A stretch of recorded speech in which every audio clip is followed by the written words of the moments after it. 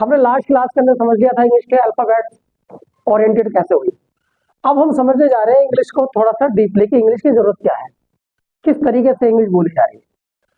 अगर इसको एग्जाम्पल लेके चले तो हम कुछ ऐसे लेके चलते हैं कि पूरे वर्ल्ड की अगर हम बात करें तो ऑल ओवर द वर्ल्ड अगर हम बात करें जो कंट्रीज है वो टोटल मिलाकर कितनी है, 195 कंट्रीज है।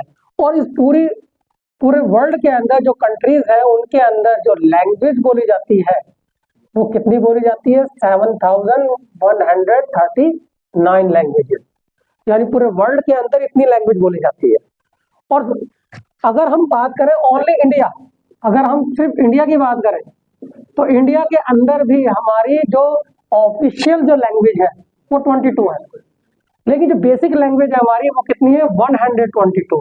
और तुम्हें पता होगा कि हमारे देश में लैंग्वेज के अंदर लैंग्वेज है, भाषाओं के अंदर भी भाषाएं हैं। इसीलिए हमारे एक कहावत भी है कि कोस कोस पे पानी बदले चार कोस पे वाणी, तो वही चीज है। तो अगर हम पूरे ओवरऑल लैंग्वेज की अगर हम बात करें जो इनके अंदर से निकल के मतलब स्प्रेड हुई है उन्हें हम कहेंगे 1652। तो हमारे अकेले इंडिया के अंदर इतनी लैंग्वेज बोली जाती है। तो इसका मतलब क्या हुआ कि अगर हम देखें कि लैंग्वेज का जाल बिछा हुआ है पूरे वर्ल्ड के अंदर, तो इसका मतलब ये हुआ कि हर देश की भाषा अलग, हर स्टेट की भाषा अलग। तो जाहिर सी बात है कि जब भाषा यानी कि लैंग्वेज अलग है तो हमारी टोन, हमारा साउंड भी अलग होगा। यही रीजन है जो पंजाब के रहने वाले लोग अगर हिंदी बोलते हैं तो उनकी पंजाबी टोन नजर आती है, आपने नोटिस किया होगा। बिहारी बोलने वाला अगर हिंदी बोलता है तो उसकी बिहारी टोन नजर आती है। सेम वही कंडीशन है कि गढ़वाली अगर हिंदी बोल रहा है तो गढ़वाली टोन नजर आई। तो यानी कि ये दिक्कत जब हिंदी में आ रही है तो इंग्लिश में भी आएगी। यही रीजन है कि हम लोग जब हिंदी से अपनी इंग्लिश बोलने की कोशिश करते हैं तो हमारी हिंदी टोन नजर आती है। क्लियर हो गया? और ये दिक्कत सिर्फ हमारे साथ नहीं है, पूरे वर्ल्ड के साथ है। क्योंकि दुनिया के अंदर अगर हम देखें तो सिर्फ और सिर्फ एक तो यूके, जिसे हम क्या कहते हैं, ब्रिटेन कहते हैं, ठीक है, ब्रिटेन कहेंगे हमसे। दूसरे नंबर पे हमारा आ गया यूएसए, यानी जिसे हम अमेरिका कहते हैं, ठीक है, यूनाइटेड स्टेट ऑफ अमेरिका। तो अमेरिका की अगर हम बात करें इसी के साथ साथ फिर एक आती है कंट्री कनाडा, उसके बाद आता है हमारा ऑस्ट्रेलिया, इसके बाद हमारी आती है कंट्री न्यूजीलैंड। अब अगर हम बात करें सिर्फ इन 5 कंट्रीज की, इनकी लैंग्वेज, इनकी मदर टंग जो है वो क्या है, इंग्लिश है। उसके अलावा पूरे वर्ल्ड के अंदर क्या सीखी जा रही है, इंग्लिश सीखी जा रही है। और उनकी मदर टंग डिफरेंट है। हमारी मदर टंग क्या है, हिंदी, बट हमारी ऑफिशियल लैंग्वेज क्या है, इंग्लिश, यानी हमारी सेकंड लैंग्वेज क्या हुई, इंग्लिश। उसी तरीके से हर कंट्री के अंदर उनकी अपनी मदर टंग डिफरेंट है और वहां पर इंग्लिश एक सेकंड लैंग्वेज के तौर पर यूज की जाती है। तो इसका मतलब हुआ कि पूरा वर्ल्ड इंग्लिश सीख रहा है।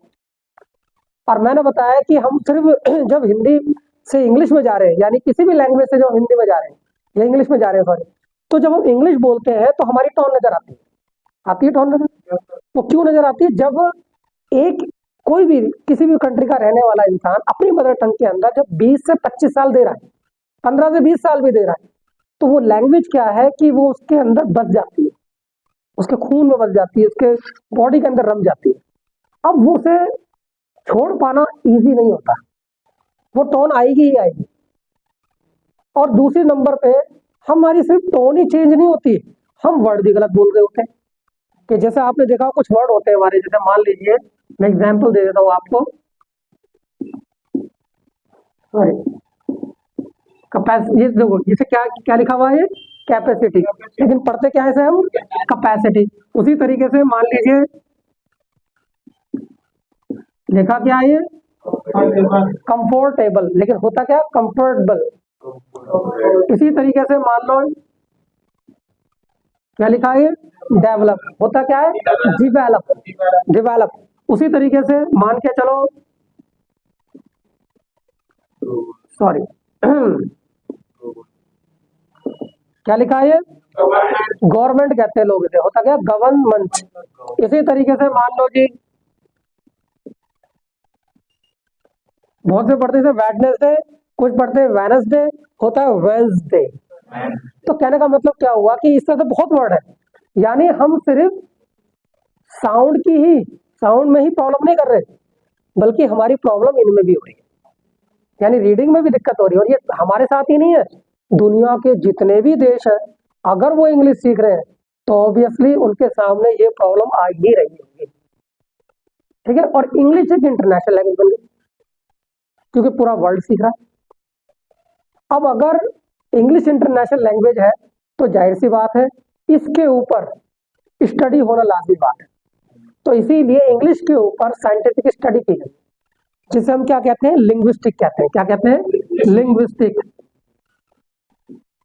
लिंग्विस्टिक का मतलब होता है साइंटिफिक स्टडी। तो इंग्लिश के ऊपर साइंटिफिक स्टडी की गई। स्टडी किस टाइप की गई? जो हमारा वोकल ट्रैक होता है, जहां से हमारा साउंड प्रोड्यूस होता है, चाहे हम हो, जानवर हो, कोई भी हो, एनिमल, एनीथिंग, अगर वो साउंड को प्रोड्यूस करते हैं तो उसे क्या कहते हैं? वोकल ट्रैक कहते हैं। अब वोकल ट्रैक के अंदर हमारा माउथ, हमारे टीथ, हमारी टंग, हमारा अपर पार्ट और लोअर पार्ट, ये बहुत ही सिग्निफिकेंट रोल प्ले करता है, ठीक है। इसमें क्या होता है कि अब इसमें स्टडी किस टाइप की गई कि स्टडी इस बात की गई कि दुनिया के अंदर अगर हम बात करें, अब हमारी इंडिया की बात करते हैं, हमारी इंडिया की जो अल्फाबेट है वो कितनी है? 20। अच्छा, 52। इंडियन अभी क्या बोला मैंने? इंडियन। चलो इंडियन कर लो, मिटाना पड़ेगा क्या? जगह नहीं आ रही। चलो, अब मान के चलो कि हम बात करें अगर हमारी हिंदी के अंदर, लो जी, हमारी हिंदी के अंदर जो अल्फाबेट्स है वो कितनी है? 52। वो है 52। और इंग्लिश में कितनी है? इंग्लिश में 26। तो यहां तुम अंदाजा लगाओ कहाँ 52 और ये 26 में काम कंप्लीट। इसी तरीके से दुनिया के अंदर जितनी भी लैंग्वेज है उन सब लैंग्वेज के अंदर अल्फाबेट है, लेकिन किसी में तो इससे ज्यादा होंगे और किसी में इससे कम होंगे।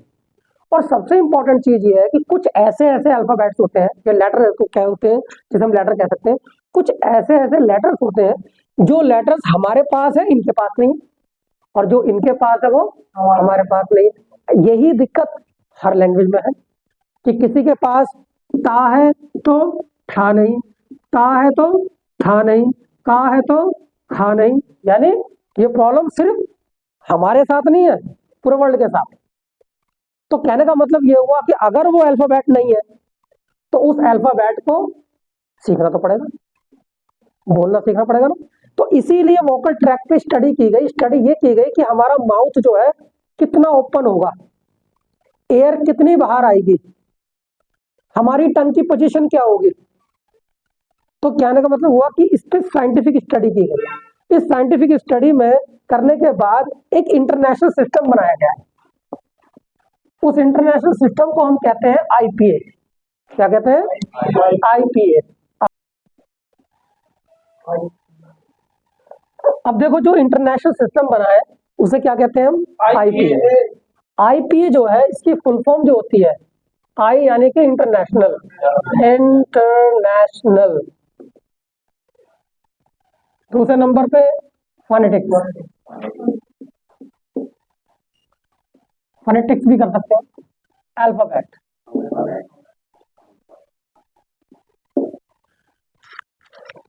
इंटरनेशनल, फोनेटिक्स, अल्फाबेट, ठीक है। अंतरराष्ट्रीय साउंड सिस्टम, ठीक है, किसका? अल्फाबेट का। ये टोटल जो आईपीए होते हैं हमारे, टोटल मिलाकर कितने होते हैं? 44। हमने अल्फाबेट तब तक इंग्लिश में कितने देखे हैं? 26 देखे हैं। एक्चुअल में क्या है कि जो इंग्लिश के जो अल्फाबेट्स हैं, इंग्लिश के जो अल्फाबेट्स हैं, या यूं कहो कि इंग्लिश जो है वो टू पार्ट्स के अंदर डिवाइड है। अल्फाबेट को हटाओ, इसकी जगह लिखते हैं हम इंग्लिश। इंग्लिश हमारी टू पार्ट्स के अंदर डिवाइड है। एक पार्ट है जिसे हम कहते हैं राइटिंग, एक पार्ट है जिसे हम कहते हैं स्पीकिंग या रीडिंग, ठीक है। स्पीकिंग, रीडिंग तो हमारा राइटिंग को ही लिखा हुआ को हम रीड कर रहे हैं। एक होता है स्पीकिंग। स्पीकिंग के अंदर थोड़ा सा क्या है, साउंड सिस्टम डिफरेंट है।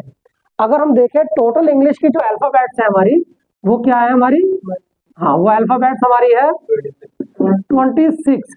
बट अगर हम बात करें इसकी आईपीए की, तो आईपीए में कितने हैं 44।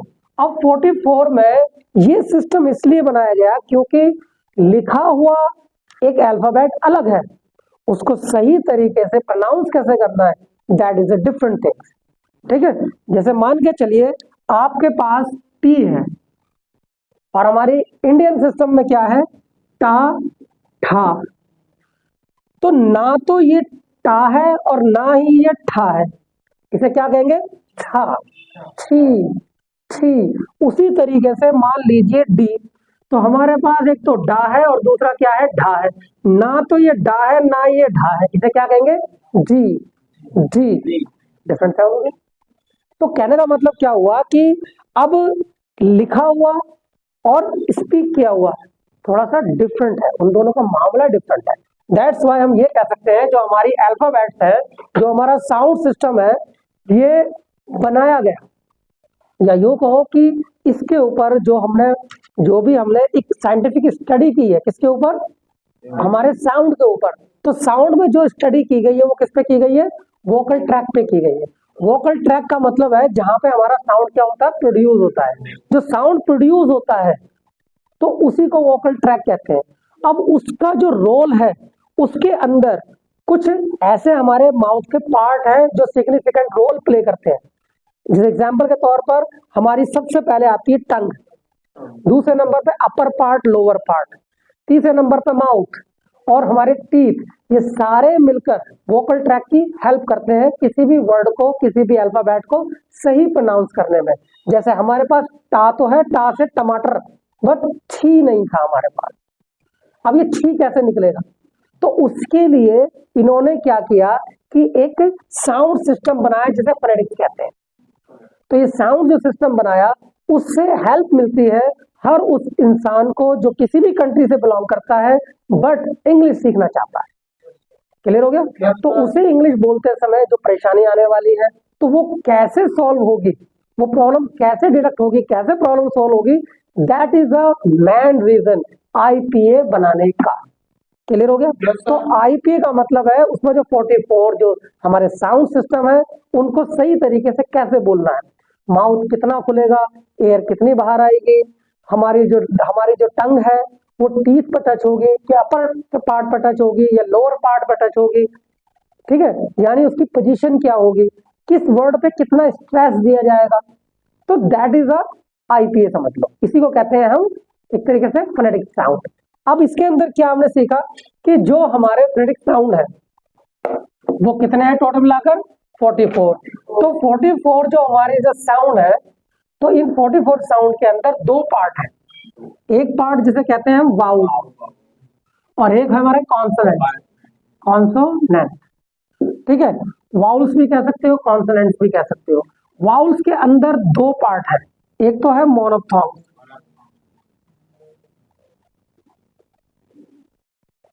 और एक क्या है हमारा डिप्थॉन्ग। डिप, इसको कैप्चर कर लेते हैं, डिप्थॉन्ग। अब इसमें टोटल मिलाकर जो हमारे जो साउंड है उनके 20 साउंड हमारे किसमें होते हैं, मोनोफ्थॉन्ग्स और डिप्थॉन्ग्स होते हैं। तो मोनोफ्थॉन्ग्स हमारे टोटल मिलाकर होते हैं 12। कौन कौन से होते हैं, मान लीजिए एक साउंड, ये साउंड सिस्टम है जिसे फोनेटिक्स भी कहते हैं हम। इसके अलावा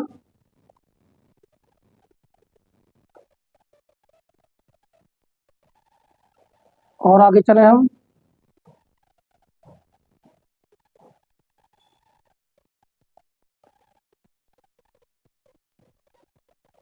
ठीक है, तो ऊपर लिख लेते हैं। इसके अलावा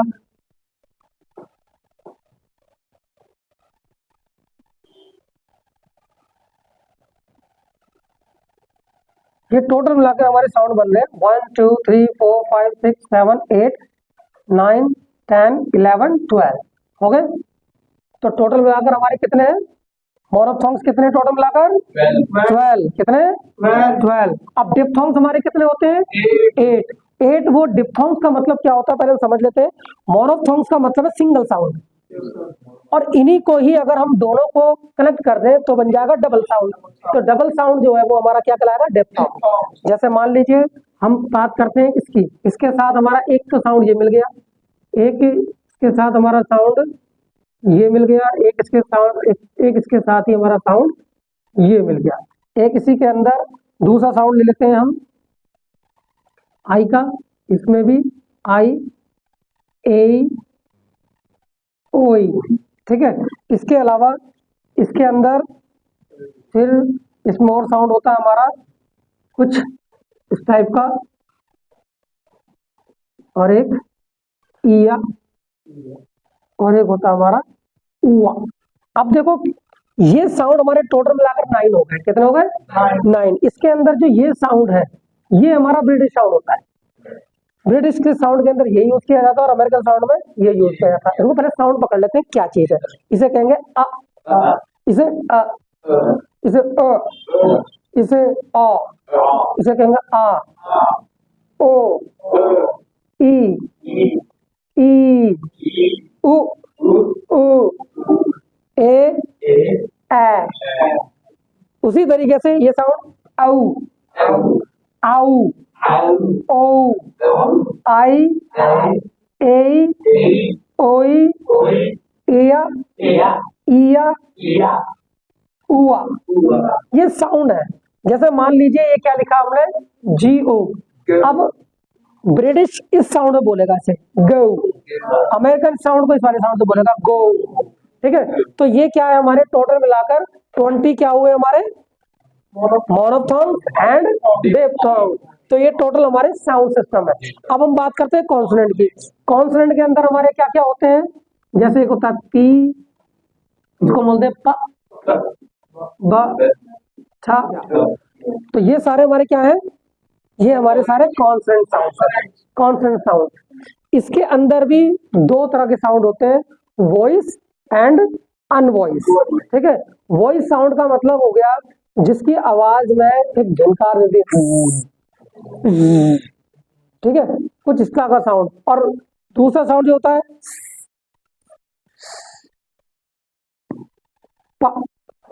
ये एक तरह से अनवॉइस साउंड है।